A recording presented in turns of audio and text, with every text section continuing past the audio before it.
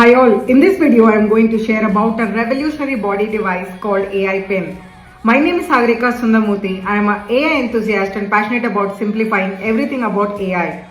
AI Pin is an innovation by a San Francisco based company called Humane. You're going to wear this device on the left side of your chest, and just on a tap of it, you can ask anything in your own words. It is going to find an answer for it, like timings of the tourist attractions or price of a product that you're looking for, etc. While you're on vacation or in an important meeting, you can opt to receive calls only from selected contacts, important rings and fewer pings. Say you have a lot of messages to go through, you can simply say catch me up, and it is going to scan through all of the messages and summarize it for you. It can also compose messages on your behalf. You just need to review it, edit it, or just send it. It can play a soundtrack suitable for every moment and also capture beautiful moments while you're on the go.